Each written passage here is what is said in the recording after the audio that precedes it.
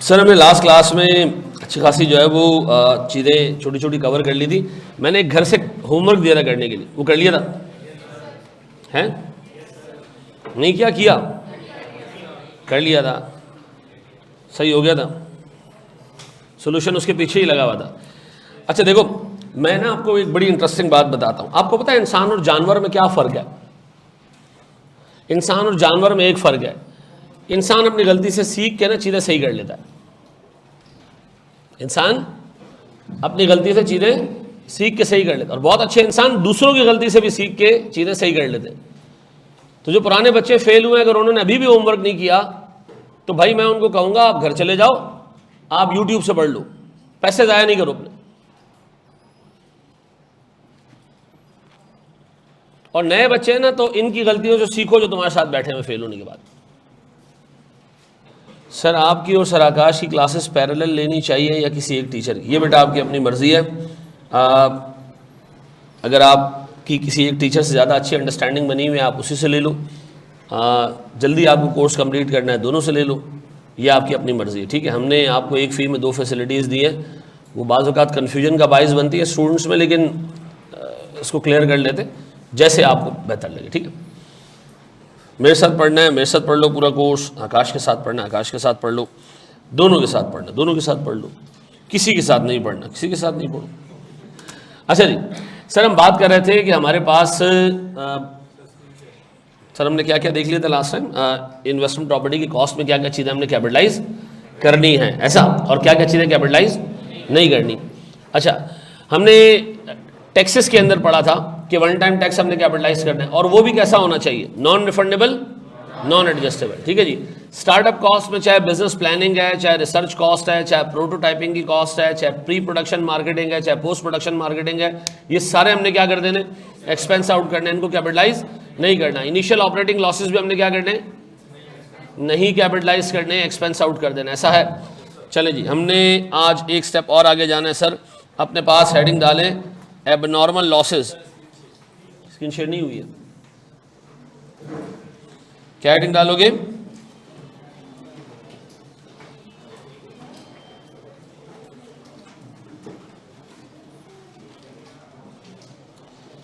अच्छा मेरे बच्चों, टाइम कम है, मुकाबला सख्त है, बातें नहीं होंगी क्लास में। ठीक है, मुझे एक बात ये बताओ मेरे प्यारे भाई, एबनॉर्मल लॉसेस का क्या मतलब है, और ये इन्वेस्टमेंट प्रॉपर्टी के लिए कब रेलेवेंट होता है? प्यारे भाई बोर्ड पे सारी चीज़ें छोड़ दो, लिखना लिखना नहीं है, सिर्फ मुझे सुनना है आपने। ठीक है, देखिए एबनॉर्मल लॉस, नॉर्मल लॉस ये कंसिडर होगा जब इन्वेस्टमेंट प्रॉपर्टी कंस्ट्रक्ट हो रही है। क्या हो रही है? कंस्ट्रक्ट हो रही है। क्या हो रही है? या रेनोवेट हो रही है। क्या हो रही है जनाब? ये कब रेलेवेंट होगा? Relevant when investment property is constructed और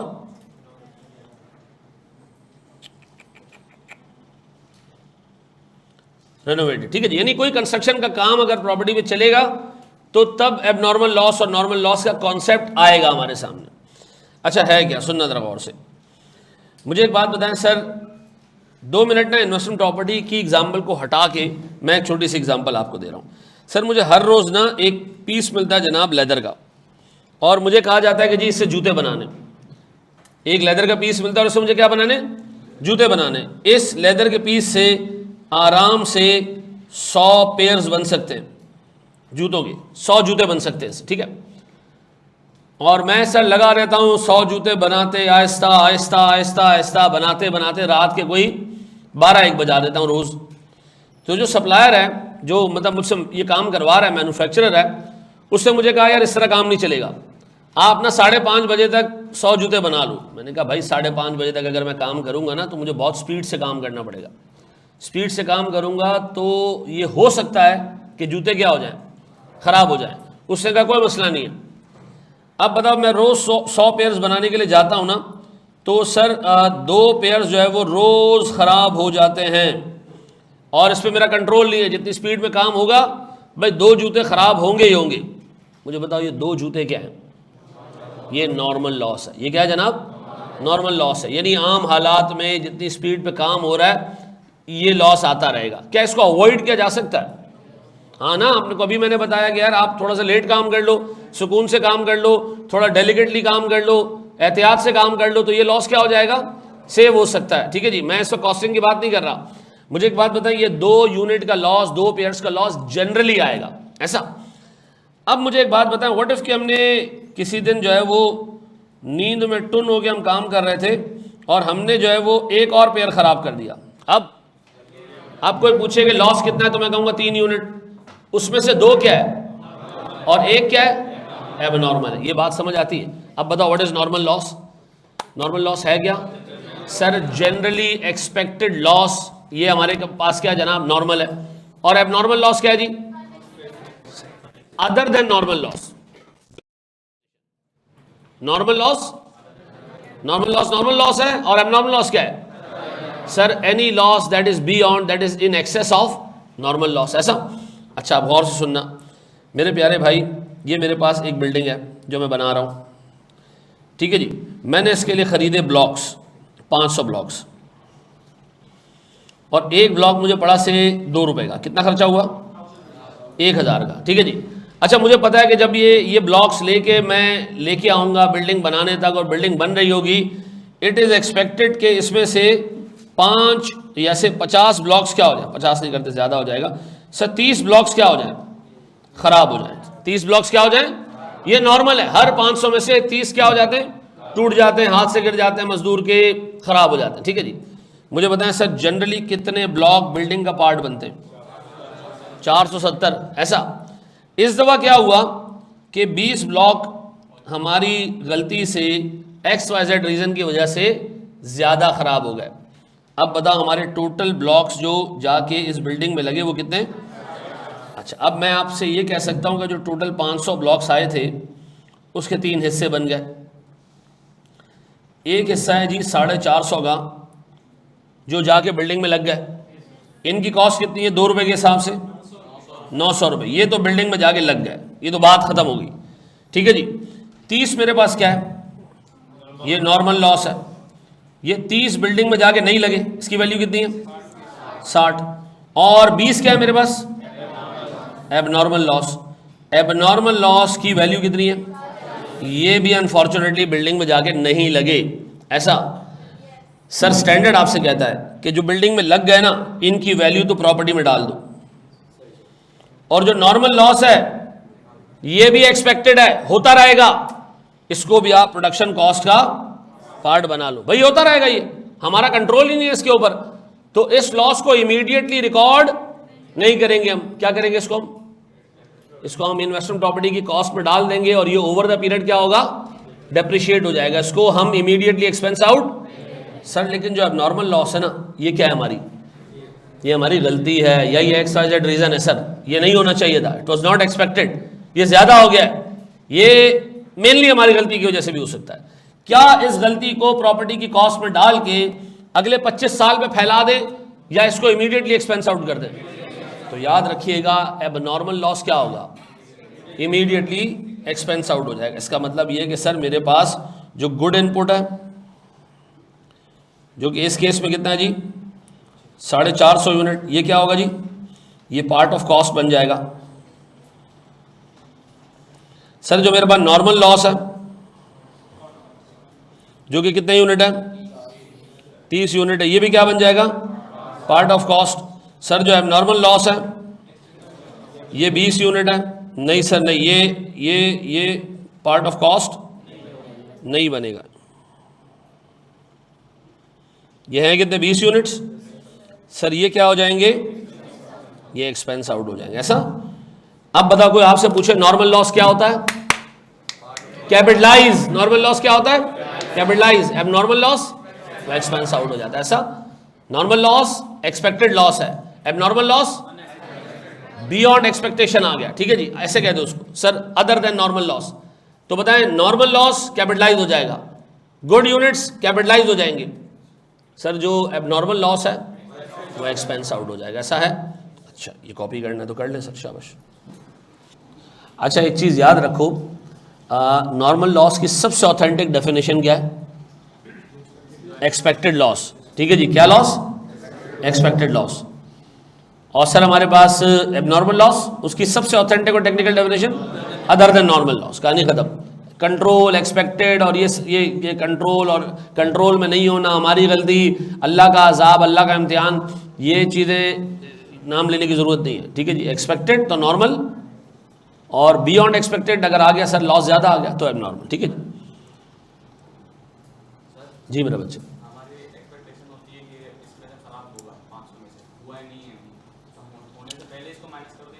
नहीं नहीं, ऐसा नहीं है बेटा, खर्चा आप बिल्डिंग पे जब कैपिटलाइज करते हो, जब खर्चा हो जाता है, लग जाती है बिल्डिंग पे चीज़, एक ब्लॉक रख के लेके रख लिया मैंने, वो बिल्डिंग पे नहीं लगाया अभी तक, तो वो बिल्डिंग की कॉस्ट में ऐड नहीं होगा, ठीक है जी।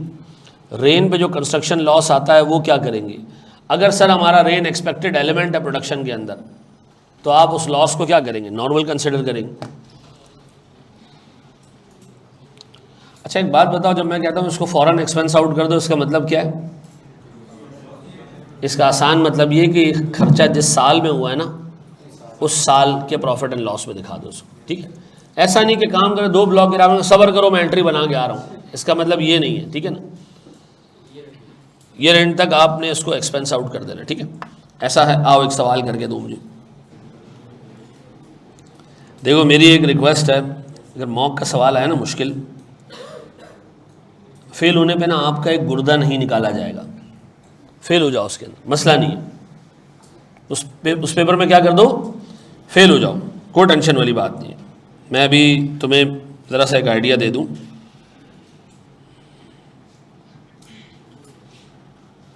ये मॉक आ रहा है कॉस्टिंग का, ठीक है। ये मैं मॉक जो है ना वो कह लो मैं 3 बजे से सुबह जाग रहा हूँ, सुबह से जाग रहा हूँ, और ये मॉक मैंने कंप्लीट किया, और ये मतलब इसमें ठीक ठाक चीज़ें। अच्छा जो नए बच्चे हैं उनको सिर्फ क्वेश्चन नंबर 4 और 5 देना है बस, ठीक है। और इसमें से एक सवाल भी कहीं से छपा हुआ नहीं है, ठीक है। ये खुद बैठ के बनाएं ताकि आपके लिए एक एलिमेंट ऑफ चैलेंज भी हो, लेकिन जिससे चीज़ें पढ़ी हैं उसके लिए पेपर आसान भी हो, ठीक है। ये मैंने इसके लिए 2 घंटे रखे हैं, 60 नंबर का पेपर है, 2 घंटे, ठीक है। ये आपका क्विज़ है, वैसे मैं कहता हूँ कि जी मंडे तक कर लो, लेकिन आप ये क्विज़ उठा के जो है ना मुझे आप वेंसडे तक दे देना, ठीक है। चलो अगले क्विज़ तक दे देना, चेक करा के दे दूंगा मैं आप, ठीक है जी। अच्छा कॉस्टिंग का क्विज़ 2 मिल गया सबको? जिसका नहीं आया उसका आ भी जाएगा। अच्छा जी आए मैं ज़रा इसको रीड कर दूं। ये कह रहे जी, Benjamin limited during 2023 incurred various construction cost for a building intended for rental income generation. किस बिल्डिंग पे खर्चा हो रहा है? ऐसी बिल्डिंग पे जो किस काम आएगी, यानी ये क्या है हमारे पास, investment property. The following details outline the expenses the company procured. इसका क्या मतलब होता है? खरीदा। वेरी गुड सर, ये परचेज की एक अच्छा जो है वो उसके लिए वर्ड है। 50,000 blocks and 4,000 packets of cement, ठीक है जी, 2 चीज़ें हमने खरीदी। An anticipated material wastage of 10% was expected during the construction process. किस मटीरियल का 10%? ब्लॉक्स का या दोनों का? जी यार ये जितने लोग ये क्लास के अंदर बैठ के ये कमेंट्स पे ये फजूल हरकतें कर रहे हैं ना, इस सबको मैं निकाल दूंगा अभी क्लास से। हाँ जी अब बताएं जी, हमारे पास however stringent deadlines and fast paced work environment the actual loss increase to 15%। अब बताएं सर हमारे पास कुछ लॉस औकात से ज़्यादा हो गया। The cost per block was 80 and the cost per cement packet was 6,000। ठीक है जी, मुझे जर्नल एंट्रीज बना के दो इसकी, शाबाश, खुद से करो, बेड़ा गर्क कर दो सवाल का, लेकिन करो। मुझे एक बात ये बताओ, आसान करके कर दूं या कॉम्प्लेक्स करके करूं? आसान करके। पहले बताओ टोटल परचेजेस कितनी हैं?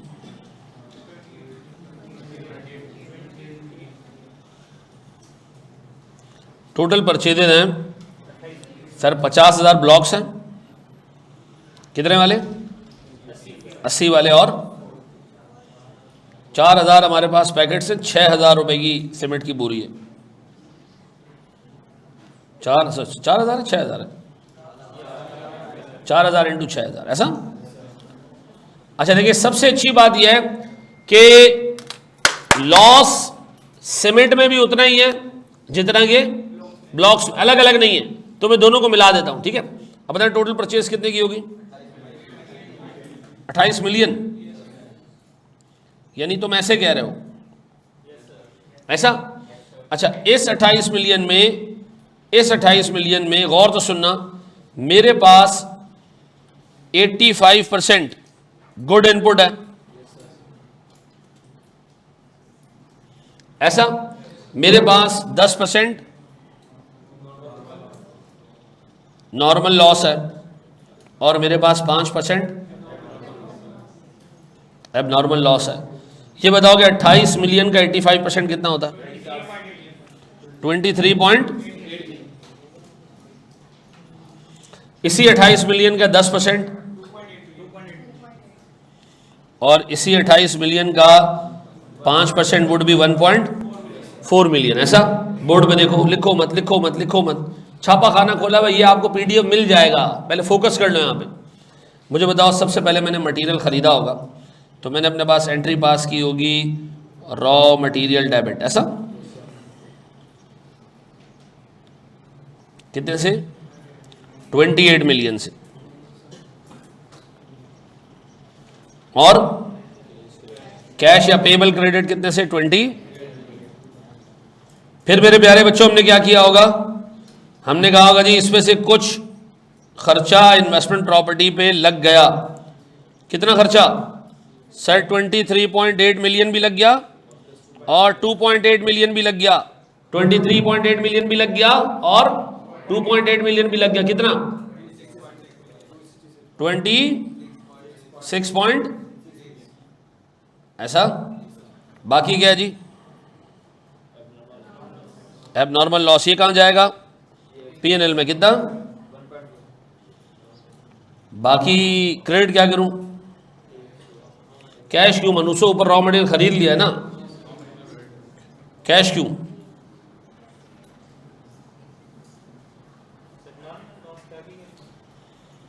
हाँ जी, क्या नॉर्मल लॉस की एंट्री पास होती है? नहीं, वो इन्वेस्टमेंट प्रॉपर्टी के अंदर ही घुस जाता है। यही तो सीख रहे हम, ठीक है जी। आपने उसको अलग से रिकॉर्ड करने की कोई ज़रूरत नहीं है। हाँ, अलग से किसको रिकॉर्ड करना है? एबनॉर्मल लॉस को। क्यों? उसको हमने क्या करना है? प्रॉफिट एंड लॉस में डालना है। अच्छा, एक सेकंड, कैश क्रेडिट क्यों नहीं होगा? यार बेटा, आपने पहले मुझे एक बात बताओ, आप घर में ना कद्दू खरीद के आए हो, तो आपने क्या किया? कद्दू डेबिट और कैश क्रेडिट, वो कद्दू आपने सालन में डाल दिया। क्या एंट्री पास करूं? सालन डेबिट कद्दू क्रेडिट या सालन डेबिट कैश क्रेडिट? दूसरी दफा तो कैश नहीं दिया ना मैंने, वही कद्दू सालन में डाल दिया। यहां आपने ब्लॉक्स खरीदे, सीमेंट खरीदा, तो आपने कैश क्रेडिट कर दिया। फिर अब बिल्डिंग में आपने ये चीजें ही लगाई है ना, तो बिल्डिंग डेबिट और सामान क्रेडिट होगा, ऐसा? आईपी की जगह डब्ल्यूआईपी यूज कर सकते हैं, बेहतर ये कि आप डब्ल्यूआईपी यूज करें, ऐसा जी। कितने लोगों ने इसके आसपास एंट्रीज पास कर ली थी? बहुत सारे लोगों ने सीमेंट की अलग एंट्री पास की होगी। कोई मसला नहीं, कोई टेंशन वाली बात नहीं, ठीक है। बस अब ये सीख लो इसको कैसे पास करते हैं, ताकि आइंदा। अच्छा, मेरा सवाल है, व्हाट इफ क्या लिखा होता कि सीमेंट में लॉस है 12% और ब्लॉक्स में लॉस है 15%, तो फिर मैं दोनों की अलग अलग एंट्रीज बनाता, ठीक है जी। फिर ये मिला नहीं सकता था मैं, ये मिलाया मैंने क्यों? क्योंकि सर परसेंटेज सेम थी दोनों की, ऐसा?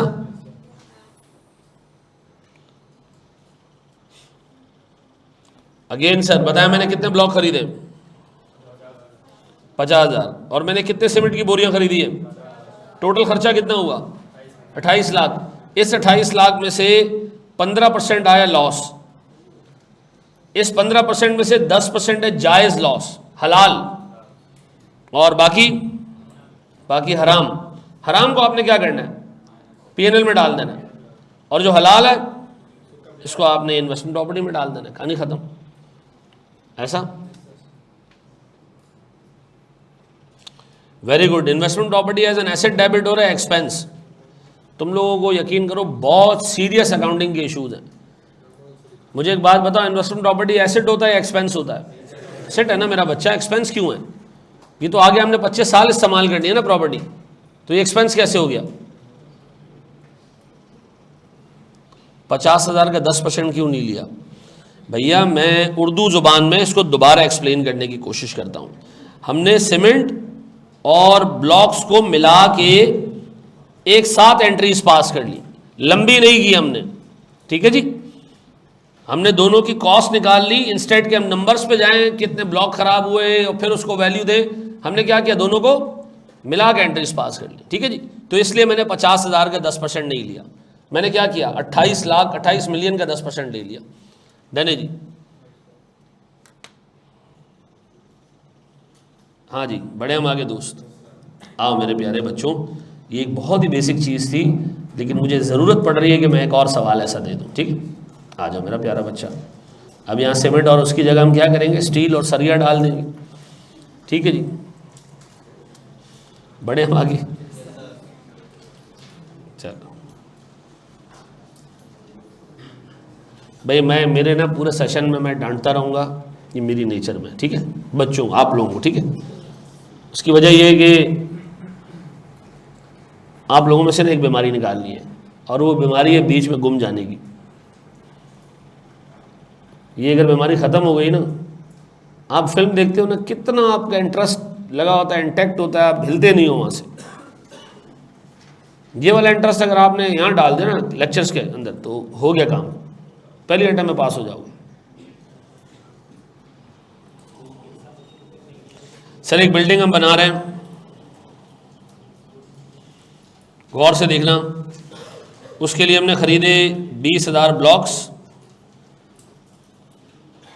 और सर हमने ख़रीदे जनाब 2,000 यूनिट्स स्टील के, ठीक है जी। हमारे पास इनकी प्राइसेस, सर ये अच्छा वाला ब्लॉक था 150 रुपये पर ब्लॉक है ये, और हमारे पास सर 2500 रुपये पर यूनिट स्टील हमें मिला, ठीक है जी।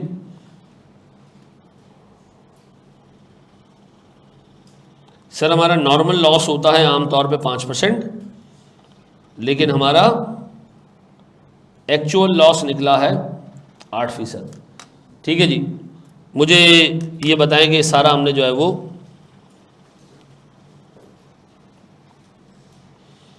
चलो पता है, हमने ये आईपी में सारा खर्चा किया है। एंट्री बना के दो मुझे शराब, शाबाश। आपने किया क्या होगा सर, आपने किया ये होगा कि 20,000 ब्लॉक्स आपने उठाए कितने वाले, 150 वाले, और साथ में 2,000 सरिया आपने उठाए कितने वाले, 2500 वाले। टोटल कॉस्ट कितनी हो गई, 8 मिलियन।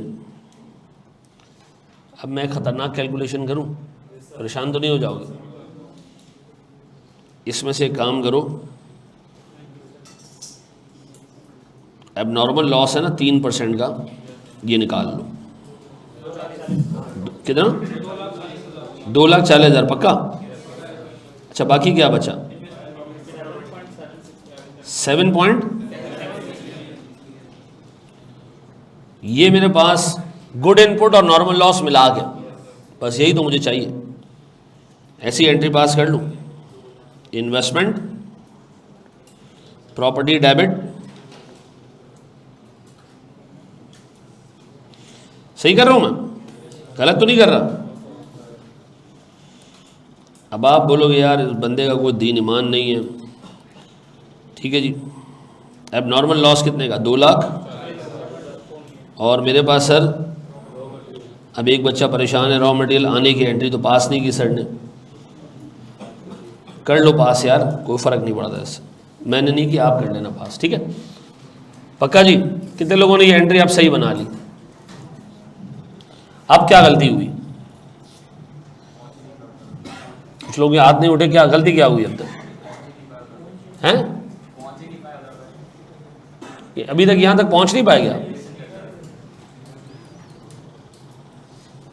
इसमें इतनी सी कैलकुलेशन में वक्त लग रहा है हैं? थोड़ा सा बेटा स्पीड बढ़ानी है मेरे बच्चों, ठीक है, तैयार हो, आगे बढ़े। हमने टैक्सेस देख लिए,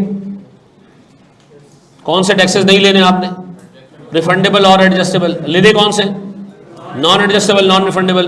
हमने इनिशियल ऑपरेटिंग लॉसेस देख लिए, हमने एबनॉर्मल लॉस देख लिया, पक्का। बड़े एक स्टेप आगे, कोई कंफ्यूजन, कोई इशू, कोई मसला, कोई पसूड़ी पंगा प्रॉब्लम, नथिंग, चलो आओ मेरे प्यारे बच्चों, जितना पढ़ा रहा हूँ ना, अगर पढ़ लिया ना ढंग से, ईमानदारी से, मुकम्मल तरीके से चीज़ें जो पढ़ा रहा हूँ पढ़ लिया ना, फेल नहीं होगी। मैं आपको अभी बता दूँ, गलती आपकी अपनी होगी कि या तो आप चीज़ें कवर ना करके जाओ, या टेस्ट क्विजेज़ ना दो, होमवर्क ना करो। ये मैं आज आपको बता देता हूँ, ठीक है जी। मैं आपको आपका फ्यूचर दिखा रहा हूँ। गलती करोगे यहाँ पहुँचो, साथ चलोगे इतना ही कर लो जितना करा रहा हूँ, कोई एक्स्ट्रा काम नहीं करना, आराम से पेपर पास कर लो, ठीक है जी। हाँ सर, देखते हैं, कोशिश करते हैं इंशाअल्लाह। अच्छा जी, मैंने आपको ये बताया था कि अपने पास अब हेडिंग डाल लो, interest embedded in consideration.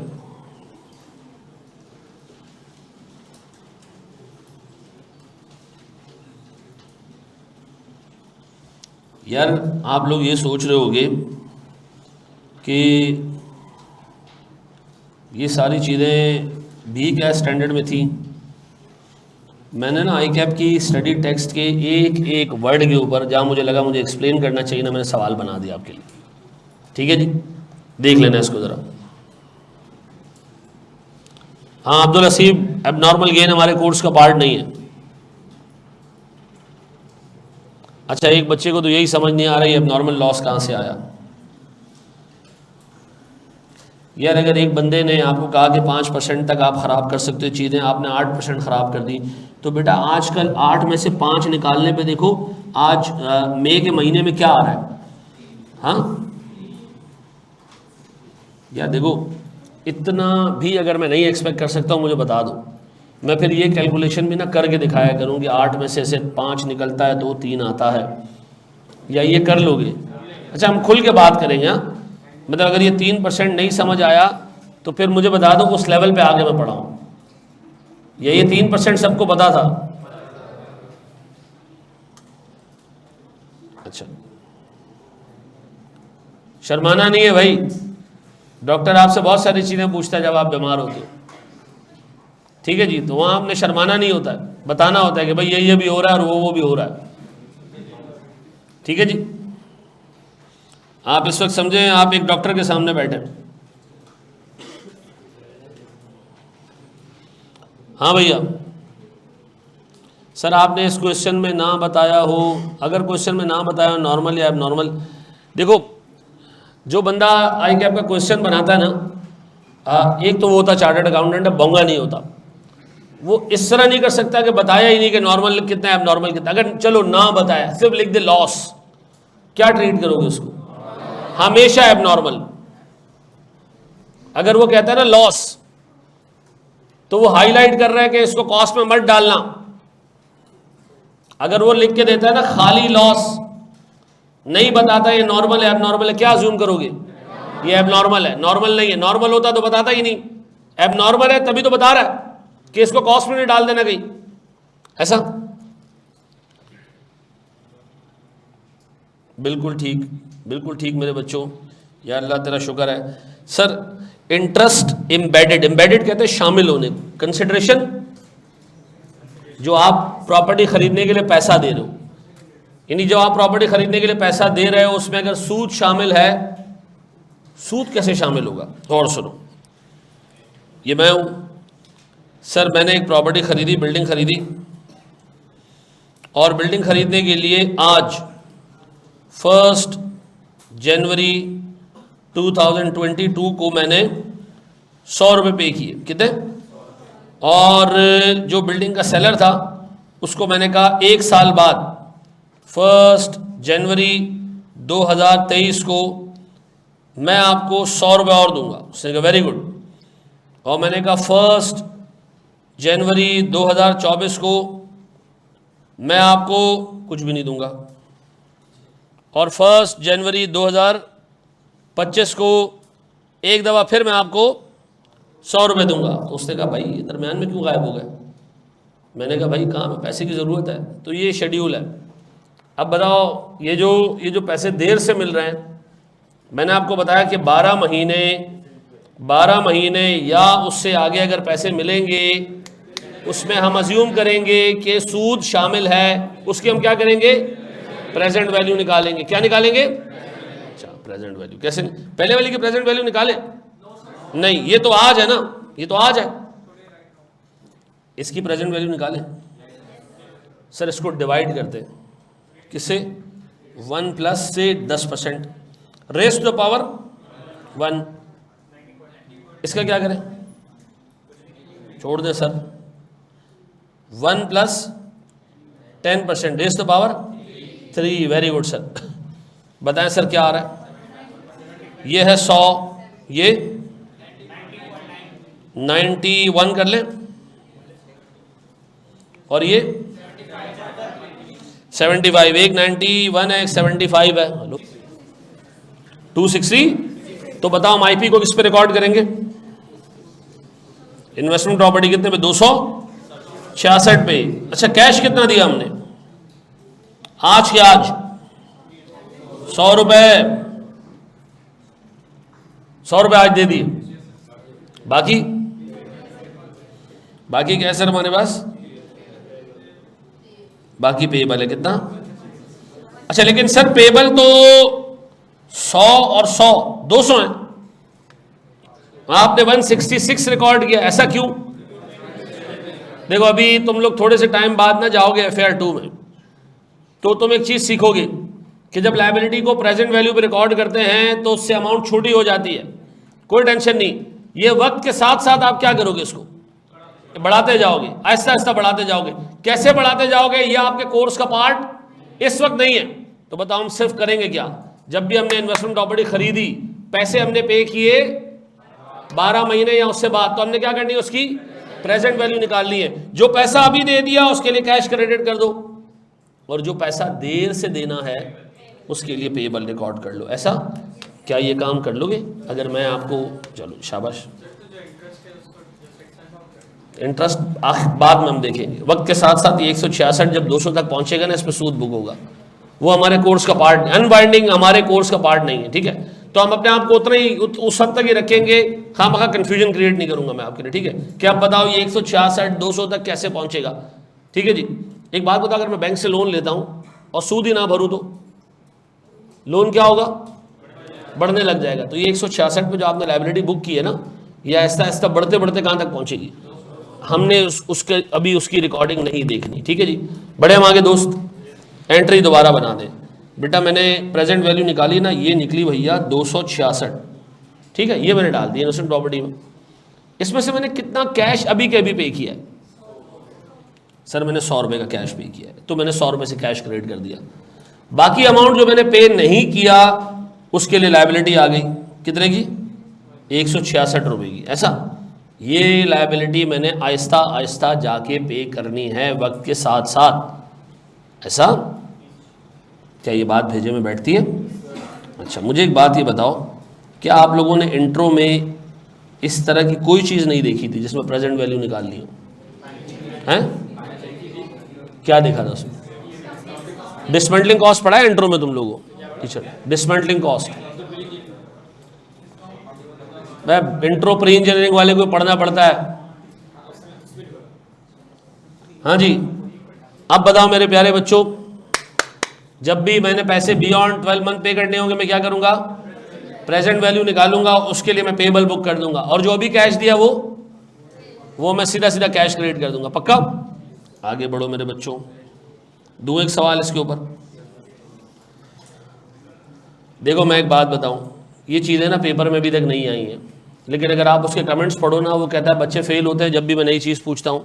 FAR 2 में तो उसके कमेंट पढ़ो, उसने कहा मैं आधे से ज़्यादा पेपर भाई नया पूछता हूँ जो मैंने आज तक नहीं पूछा होता। मैंने आपको बताया, मैंने लास्ट टाइम लीज के CA फाइनल के लेक्चर्स बच्चों को दे दिए थे रिकॉर्डेड। मैंने कहा यार टाइम नहीं है, इनको फाइनल के लेक्चर्स दे दो। उसमें एक कॉन्सेप्ट था कि लीज की कंडीशंस चेक करने का, कि जी उसमें रेंटल्स ये होने चाहिए, फलाना चीज़ ये होनी चाहिए, वो होनी चाहिए।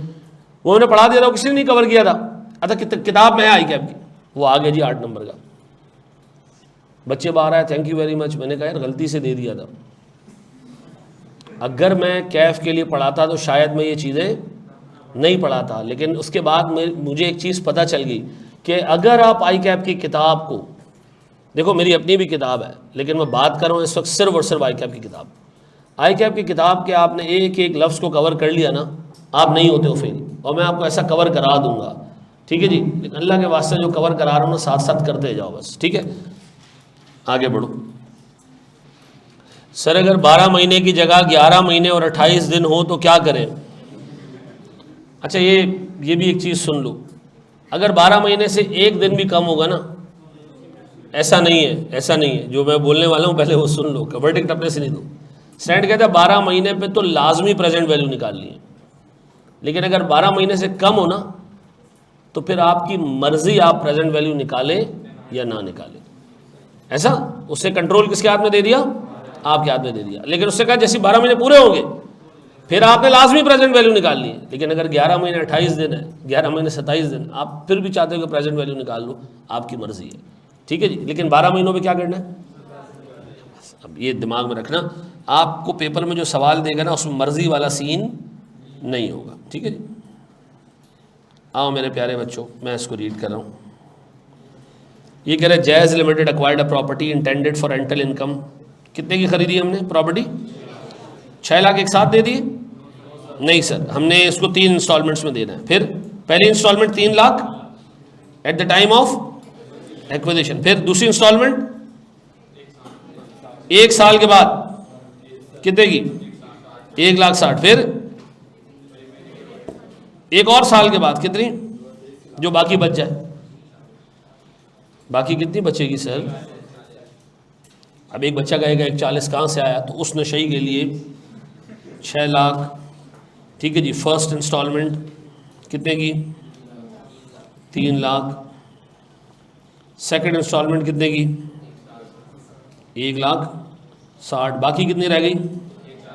1,40,000। ये क्या हो गई हमारी? Yes sir, third installment. अब प्रेजेंट वैल्यू किसकी किसकी निकालनी है? हर उस अमाउंट की निकालनी है जो 12 महीने या उससे आगे पे हो रहा है। तो कौन कौन से 12 महीने उससे आगे पे हो रहे हैं? ये हो रही है, शाबाश।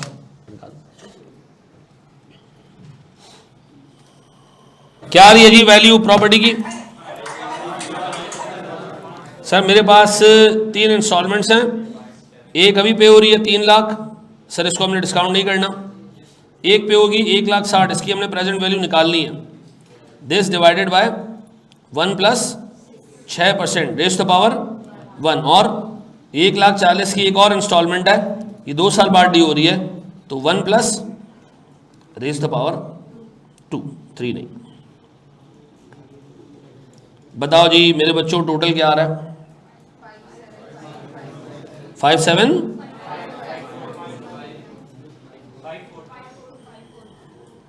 ऐसा बहुत बड़ा डिफरेंस आ गया इससे। हाँ जी, अब बताइए जी मेरे पास इन्वेस्टमेंट प्रॉपर्टी डेबिट कितने से? 575,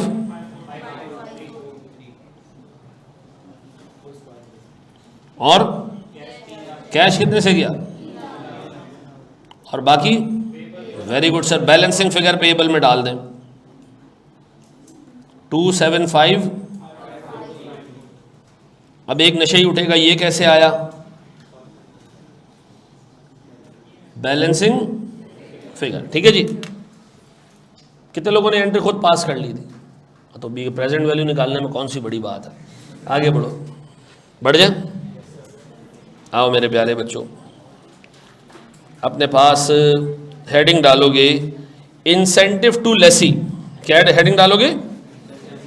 इंसेंटिव टू लेसी।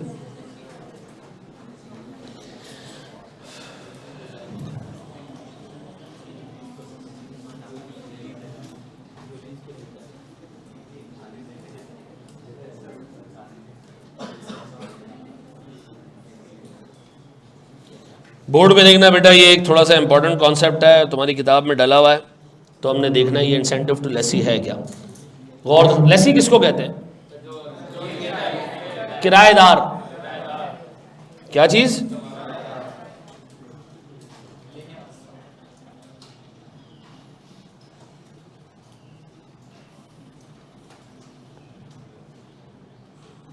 किराएदार, ठीक है जी। अब मुझे एक बात बताएं, गौर सुनना, मैंने एक बिल्डिंग खरीदी, इस बिल्डिंग की कॉस्ट है 6 लाख, या से इस बिल्डिंग की कॉस्ट है 1 मिलियन रुपए। बोर्ड पे देखते रहना, बिल्डिंग नहीं बनाने लग जाना।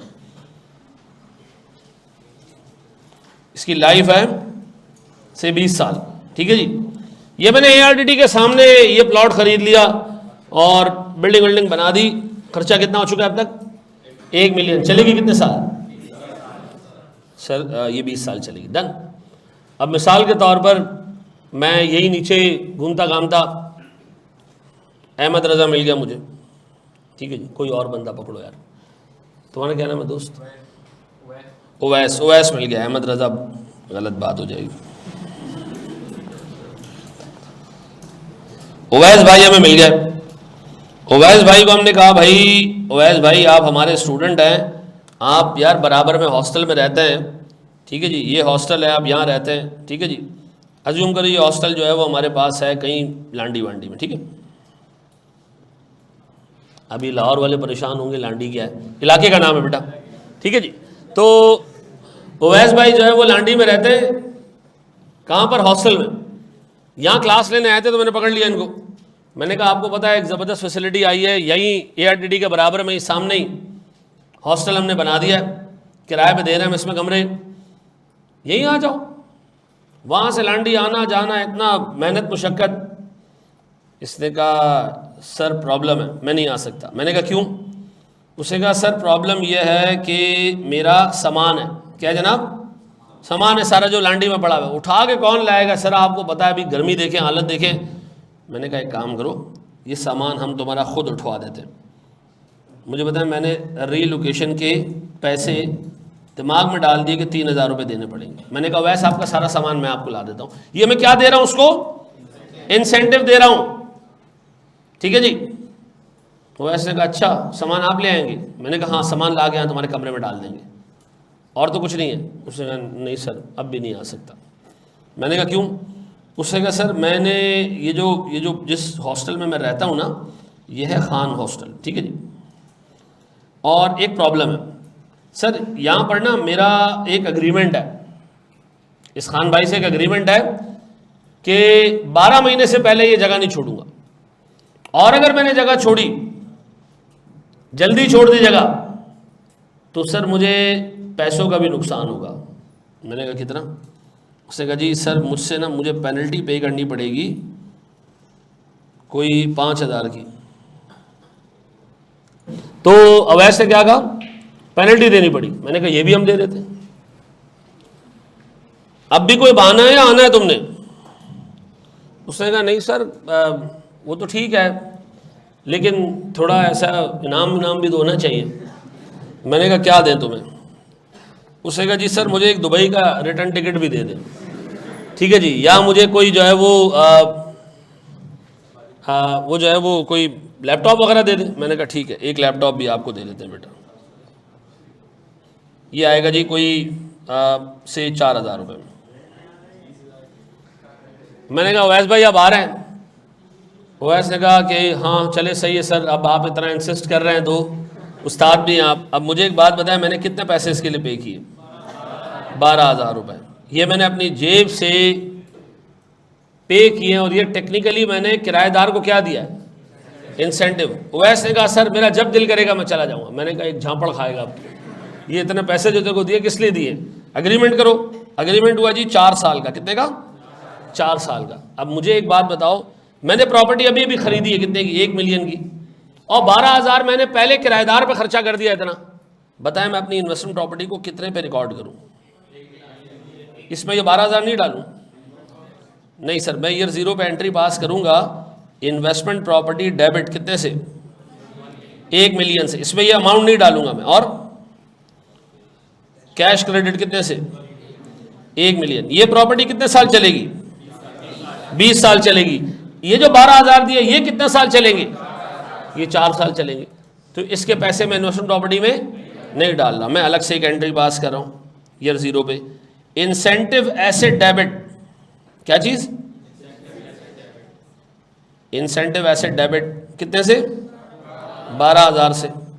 और अब बताओ मेरे प्यारे बच्चों, जैसे जैसे वक्त गुजरता जाएगा मैं इस इंसेंटिव एसेट को क्या करता जाऊंगा, इस इंसेंटिव एसेट को क्या करता जाऊंगा, अमोर्टाइज करता जाऊंगा। क्या करता जाऊंगा, यानी आहिस्ता आहिस्ता एक्सपेंस आउट करता जाऊंगा। अब बताओ जी, एक साल ये किराएदार हमारे पास रह लिया, एक साल किराएदार रह लिया हमारे पास, ठीक है जी। अब मुझे एक बात बताएं, जब एक साल किराएदार रह लिया हमारे पास तो किराया दिया होगा उसने, अज्यूम करें कैश डेबिट 50,000 रुपये से और रेंट इनकम क्रेडिट कितने से, 50,000। हाँ भाई, कितना रेंट कमाया आपने, 50,000। कितना रेंट कमाया आपने, 50,000। अब एक जादुई एंट्री देखना मैं पास कर रहा हूं, मैं अपने पास एंट्री पास करूंगा पहले साल के एंड पे, इंसेंटिव एसेट खत्म हो गया मेरे पास, कितने से, 12 से। नहीं सर, 12 था मेरे पास, 4 साल का अग्रीमेंट है सर, 4 साल पे ऐसा ऐसा खत्म करेंगे हम, डिवाइडेड बाय 4 कितना आता है, डेबिट क्या करूं, कौन सा एक्सपेंस, अजीब काम में करने जा रहा हूं, देखो रेंट इनकम डेबिट है, इनकम डेबिट। हाँ और तो सुनो, मैं कहूंगा जी मैंने 47,000 रुपए का रेंटल इनकम कमाया। आप कहोगे सर आपने तो कमाया 50 का, तो मैं कहूंगा हाँ 50,000 की एनुअल रेंटल इनकम कमाने के लिए मुझे 3,000 रुपए का नुकसान करना पड़ा है। मैं 4 सालों में टोटल 12,000 का नुकसान करूंगा और मुझे 4 सालों में रेंटल इनकम मिलेगी, तो एक साल की रेंटल इनकम कितनी है, 50। तो मैं कह रहा हूं जी मैंने 50,000 कमाने के लिए 3,000 रुपए का नुकसान कर दिया। अब बताओ, इंसेंटिव जो लेसी को देते हो उसको हम इन्वेस्टमेंट प्रॉपर्टी में नहीं डालते हैं, लेसी को जो इंसेंटिव देते हैं उसके लिए अलग से एक एसेट रिकॉर्ड करते हैं और जितने टाइम का अग्रीमेंट है उतने टाइम पे हम इसको डिवाइड कर देते हैं। और सर जो अमाउंट निकलती है हर साल जो रेंटल इनकम हमें मिलती है लेसी से, उससे हम क्या कर देते हैं, इसको नेट कर देते हैं। अब बताओ लेसी हमें 4 सालों में कितना रेंटल देगा, 50 50 50 50, लेकिन इन 4 सालों में हम 12,000 का लॉस भी करेंगे, ठीक है जी। तो कोई पूछे 4 सालों का रेंट कितना, मैं कहूंगा जी 4 × 50,000 कितने, 2 लाख रुपए। और इस 2 लाख को कमाने के लिए हमने क्या किया, 12,000 का नुकसान किया, तो नेट कितने पैसे मिले हमें, 180। ये कितने सालों का नेट रेंटल है, इसको डिवाइड करो 4 से, तो बताओ हमारे नेट रेंटल 47,000 बन रहा है, ऐसा है, ऐसा है। अब बताओ भाई, अगर ये इन्वेंट्री में आपने डाल दिया होता, सॉरी इसमें इन्वेस्टमेंट प्रॉपर्टी में ये 12,000 अगर आपने आईपी में डाल दिया होता तो आईपी कितने सालों पे डेप्रिशिएट होगी, तो ये 12,000 20 साल पे डेप्रिशिएट होते, जबकि ये बंदा कितने साल बाद चला जाएगा। तो अब बताएं, इंसेंटिव एसेट को इन्वेस्टमेंट प्रॉपर्टी में डालना चाहिए, नहीं, इन्वेस्टमेंट इंसेंटिव एसेट को क्या करना चाहिए, अलग से रिकॉर्ड करना चाहिए और इसको 4 सालों पे यानी जितना आपका रेंटल पीरियड है उस पर क्या करना चाहिए, सर अमोर्टाइज कर देना चाहिए। कैसे, रेंटल इनकम को कम करके, ऐसा है। अच्छा जी,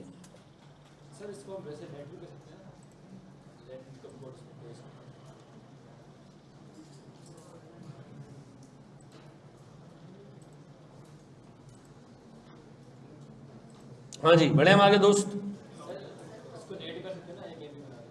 नेट कर सकते हैं, हाँ बिल्कुल नेट कर सकते, कोई टेंशन नहीं जी। लीज 3 साल में वापस चला जाए। अब देखो यार, ये कहानी हमने नहीं करनी है, हम अज्यूम करेंगे कि वो 4 साल क्या करेगा, रुकेगा। व्हाट इफ के साथ 2 साल बाद भाग जाए, तो जितना इंसेंटिव एसेट पड़ा है उसको लॉस बुक कर देना, उड़ा देना उसको। लेकिन यार हमारे कोर्स में चीज़ें नहीं है, हमारे कोर्स में सिर्फ पहले दिन की अकाउंटिंग है, तो जितना लिमिट में रख रहा हूँ उतना रखो उसको, ठीक है जी। हाँ जी, उसको कॉपी करना, शाबाश जी।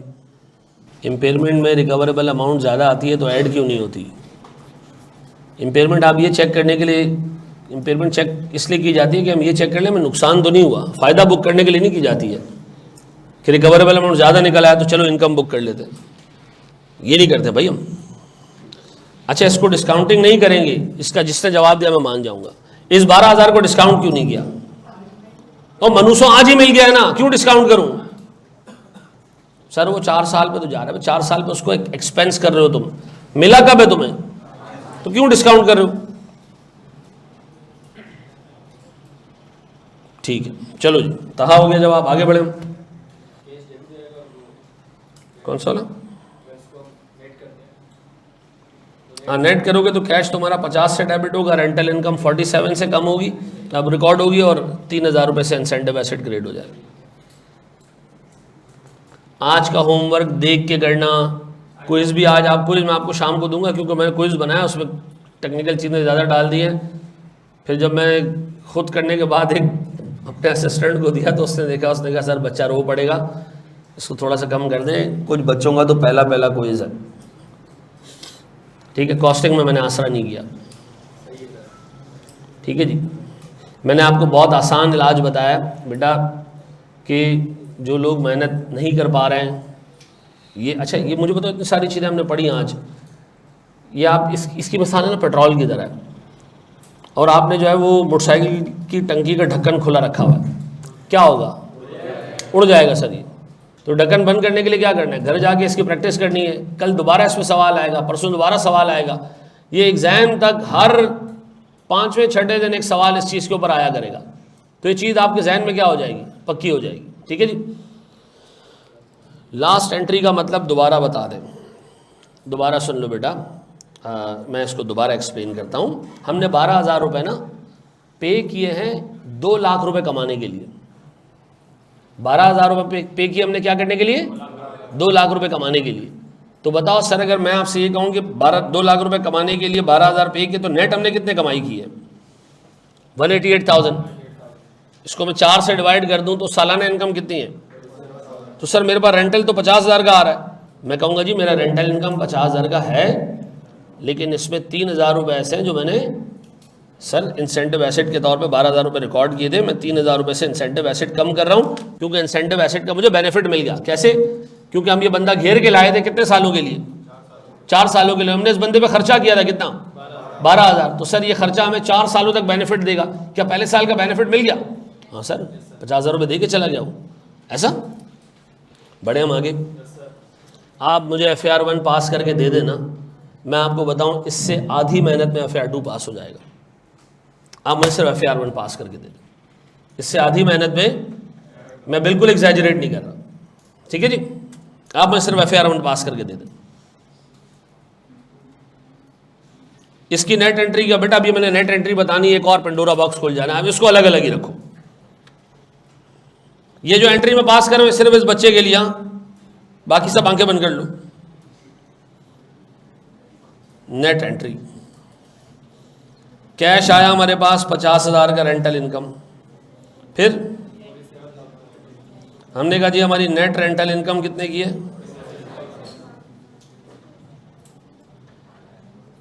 और 3,000 रुपये से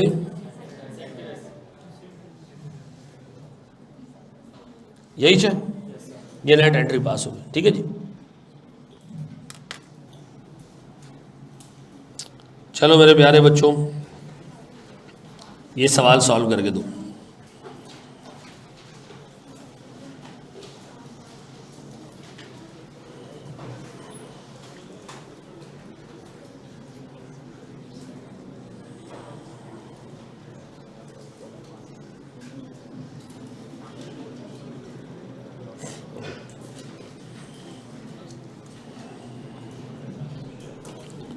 इस जगह पे लिख दें जनाब, rent for the first year will be received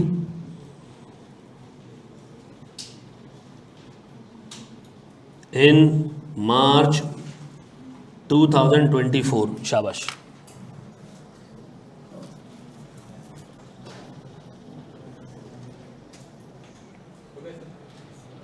हाँ जी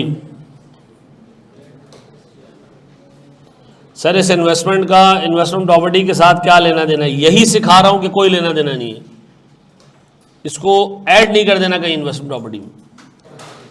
ठीक है, मैंने सबसे पहले क्या किया होगा, मैंने अपने पास एंट्री पास की है सर इन्वेस्टमेंट प्रॉपर्टी डेबिट। कब पास की एंट्री? मैंने 1 जनवरी 23 को। ऐसा इन्वेस्टमेंट प्रॉपर्टी डेबिट कितने से?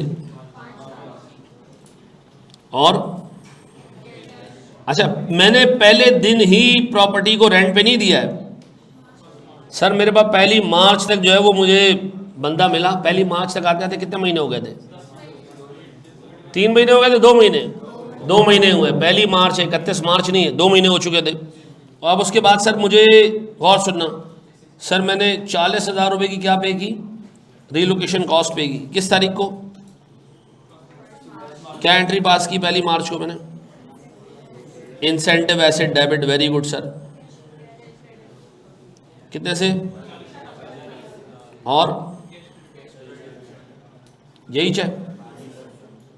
फिर मेरे प्यारे बच्चों इसके बाद सर मेरे पास रेंटल तो मुझे रिसीव नहीं हुआ, क्योंकि उसने कहा जी पैसे कब मिलेंगे, रेंटल मिलेगा एंड पे जाके। तो अब क्या करूं सर मैं? 31 दिसंबर पे आऊं? बोर्ड पे देखना 31 दिसंबर 2023। बताओ पूरे साल का रेंटल कितना है? 80,000। पूरे साल का रेंटल 80,000 है। मैंने 10 महीने इस बंदे को जगह किराए पे दी है, तो कितना रेंट बनता है? 66,667। ऐसा? क्या एंट्री पास करूं मैं? रेंट रिसीवेबल डेबिट, क्या एंट्री पास करूं? रेंट रिसीवेबल डेबिट कितने से? 66,667। और रेंट इनकम क्रेडिट कितने से? 66,667। ऐसा? यही है। अब बताओ ये 40,000 रुपये तुमने जो पे किए, लीज एग्रीमेंट कितने साल का है? 4 साल का है। तो मुझे बताओ मेरे पास सबसे पहले तो 40,000 डिवाइडेड बाय, बोर्ड पे देखना, 40,000 डिवाइडेड बाय 4 कितने? अब ये 10,000 तो पूरे साल का है ना, फॉर कंप्लीट ईयर। मैंने तो पूरे साल इसको नहीं दिया जगह, कितने महीने दिए? तो मैं इसको भी क्या करूँगा, 10,000 मल्टीप्लाई बाय 10/12 कितना? 8,300। अब बता इसकी क्या एंट्री पास करूं? सर मैं रेंट इनकम डेबिट 8,333 डेबिट और इंसेंटिव। ये एंट्री मैंने किस तारीख को पास की है? 31 दिसंबर को। ऐसा? ऐसा ही है। मुझे बताओ कितने लोगों ने 10 महीने का ख्याल रखा? बाकियों ने क्या किया? पूरे 12 महीने हैं। चलो खैर, अब इस तरह का सवाल आएगा आइंदा के बाद तो चीज़ें देख लोगे पक्का जी। हमारी क्लास कितने बजे तक थी? 12 बजे तक थी, तो हम 12 बजे तक रखते हैं इसको। ठीक है जी, ये घर जाके देख लेना। आज हमने एबनॉर्मल लॉस कवर किया, आज हमने डेफर्ड कंसिडरेशन कवर की, और हमने इंसेंटिव कवर किया। ठीक है जी। रेंट इंसेंटिव क्यों डेबिट किया, कैश क्यों डेबिट नहीं किया? अब देखो जब यहां लिखा हुआ है कि जी rent for the first year will be received next year, लिख के दिया हुआ है, अल्लाह के वास्ते लिखा हुआ पहले पढ़ लिया करो सारे, ताकि गलती ना करो। दाने जी